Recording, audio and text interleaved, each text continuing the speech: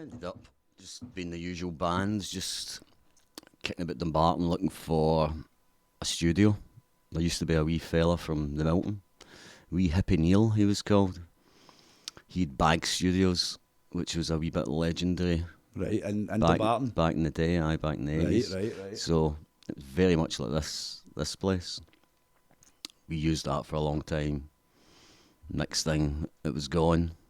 Then we're going to different studios. So where was that? That was just at Dumbarton Centre.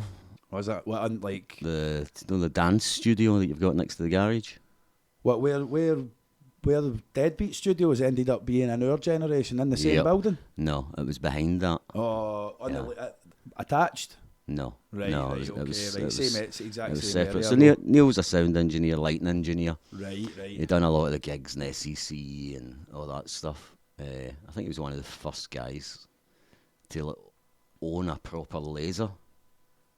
Because I remember he was like keen to show us one time, and he took this laser, and the next thing he's got it up in the sky, just in the basically Just shining it, in the estate. Go and check that's it. You know?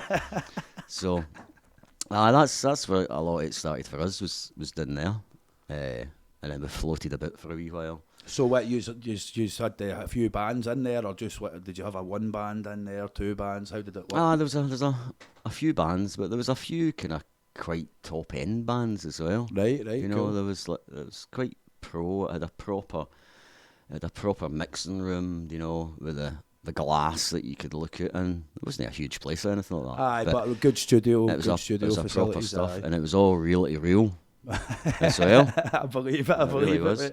And there was some guys that I kind of like. Real to real recording, man. That's wild. Guys I didn't really know that well, but guys that were like really influential. There's a guy like Willie Logie, who I never really knew him. Certainly never knew me. Right. He was maybe like 7-8 years older than me, and he went to the academy, and you could see him coming back from school and all that, and he had like the full Afghan jacket on, the full hair down to his belly in the middle pattern, and classic hippie, you know. And Classic, aye. at the time when I'm pulling my hair, trying to get my hair longer, you know, that kind of stuff. So he played in there as well, so that was like, wow, you know. Right. That was kind of pretty influential. And then it was his band that actually, his band was the first band I ever seen, called Avalon. They Right. played in St Mungo's Hall in the Vale. So where would this have been, about what year? Well, I must have been maybe about 13, something like that. So around about 1980, something like that. Right. So never been to a gig in my life, and we heard about this, so away we went. First gig. He had a double bass drum kit. He was a shit hot drummer. Right. The guitarist was incredible. Great bassist as well. And a lot of classic rock stuff. Just going to They've check a done. wee vocal thing here, mate. I've gotten a low level. We'll just cut and go back into it. Cool. Oh, it's not picking up. Vocal enough for the link. No, picking up my vocal. I don't think so. Talk into it again. Hello, how you doing? All right. Hello. Did I hear the door there? I think I did. Yeah?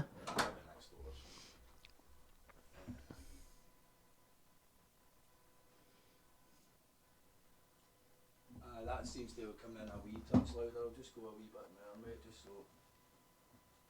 There we go. For that spells now.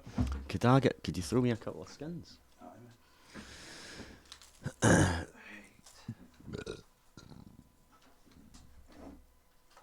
Some of the big ones.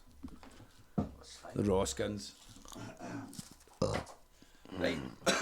Right, I'll take it. I'll just take it for some Mungos again. Aye, just go for there, mate. I'll cut that in. That's fine. So we end up. It was around about 1980. St Mungo's first gig. This fella Willie Logie, double bass kit, amazing guitarist, all classic rock, Rush songs, UFO, all that kind of stuff, and I was like totally blown away. Mm-hmm. Never seen anything like that. Seen lots of wedding bands and stuff. That's how I ended up drumming. Right. I was a wee boy in a big family, the youngest by far. And as the day went on, you know, once the drink started, really, you know, I tend to get a bit ignored. Aye. And I just sit and watch a band, and then at the end of it, my dad would say, "Any chance of giving the boy a shot at the drums?" And that's how I started. Oh wow! Right, excellent. You know, that's brilliant. So anyway, back St Mungo's. So watched this gig, blown away. I ended up getting home, and it was the Tommy Vance rock show at 10 o'clock on a Friday night. So I bounce into my room and get it on, and I'm like head banging and all that, you know, euphoric. Right? Going for it. Just discovered something new, Aye, you know, totally. unbelievable. And as I'm bouncing a bit, I felt this kind of presence, you know, and I looked up, and my back garden had this path parallel with my bedroom window that went all the way down to the shed in the greenhouse. Mm-hmm. And my dad was locking the shed and all that, and he was walking up. So I turned around, and my dad is just looking in the window, shaking his head as I'm headbanging about my room, bouncing in the bed and all that kind of stuff. You know, so that was my first gig. That's what kind of influenced me. And then I came in here one night. Andy Merchant's got several bands, but he's playing with a bunch of older guys doing a blues band. Mm-hmm. So I had to. I think they're called The Real World. Is that it? I think that's the name. The Real but World. apparently they're fantastic. I've had a wee listen to fantastic players. So I came in here to pick up something, I don't know what it was. So in I go, and there's the bassist for Avalon sitting there, Jim. What, in here? Aye, Jim Murdoch, I think his name is. Oh, what a full circle, man! That's Right. brilliant. That's great. So I just go in, and I turn into like a wee nervous lassie. Starstruck, that's Honestly. And I'm like, oh, it's like, that's Jim at Avalon. So I'm like that, and Andy's like that. So, how you doing, mate? And all that stuff. I just didn't pick something up and all that. And I was like, you're Jim, aren't you? At the band Avalon. He's like, kind of gives me a funny look. He's like, years and years ago. I was like, listen, mate, this is the reason. You're the reason you're sitting in here. You know what I mean? Aye. And I told him the story I just told you, and I was just like, you totally blown me away. Oh, that's and brilliant. if it wasn't for maybe that night, I might never have done what I'm doing. Aye, mate, no, you know? that's amazing. So is he? I did stop at him signing my bare chest, mind you. But I was so close, man. I was so close. Probably would And I I could feel myself all like, flushed and all that. Aye. I'm like, it's like, no, as if it's like Eddie Van Halen sitting I there. mean, It wasn't. For It all was. intents and purposes, it was as significant as that to Exactly. you. You know what I mean? Aye. So I know that's amazing, man. So is he the bass player in that band? He's the bass player in that band. Right, in that band now. And I think I've just seen that they've done the Renfrew Ferry. And I seen somewhere that they've got something else, but I can't exactly remember where it was. But I know that's fantastic, man. So that's like, I mean, that's Full like circle, you know that's like Wee Neil's. There was that guy Willie Logie. You know, there was other folk in there, and it was a bit influential. Wee Neil was just fantastic, was. So we bounced about other studios. Then we kind of split up for a short while. What was that band called? Well, with a few names, it was all the kind of same.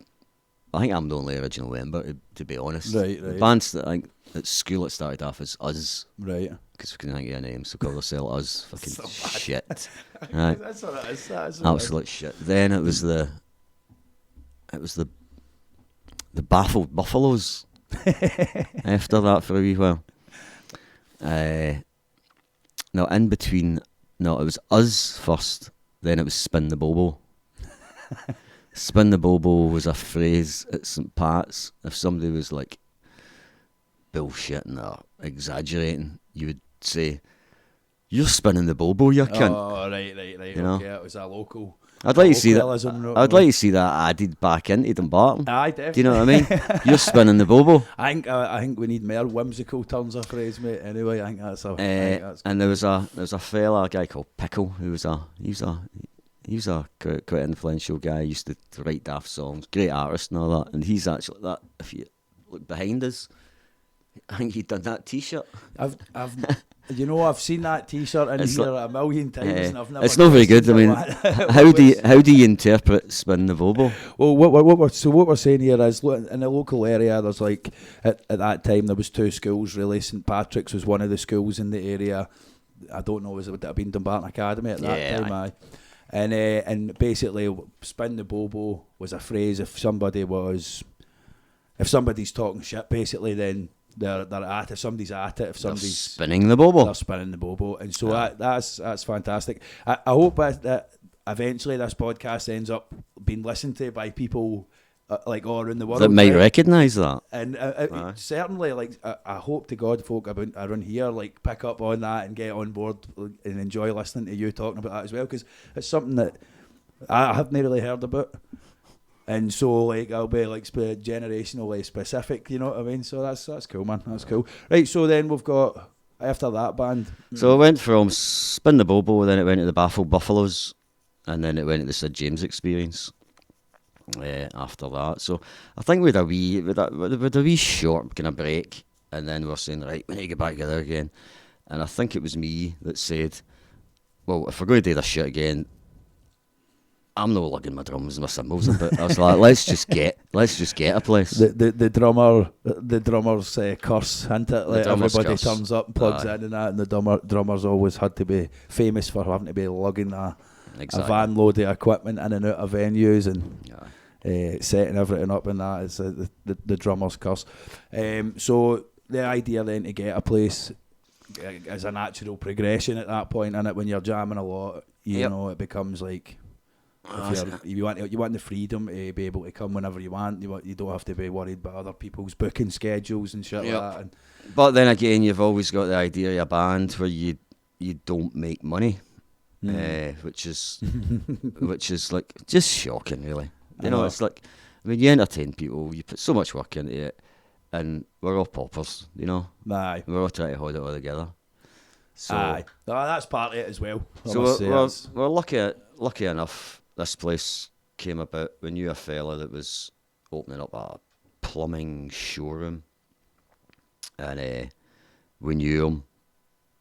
Said to him, and he was keen, so we'd keep his rent in, and we get in with a couple other people that took it over and kind of kept us on, because again they're kind of through the years. Yeah. So how long is that now? Then, like, how long ago were you talking there? Like, how long have you had the place? Well, we often talk about this, and we can never really get a definitive answer. We can never really get like a date as such. But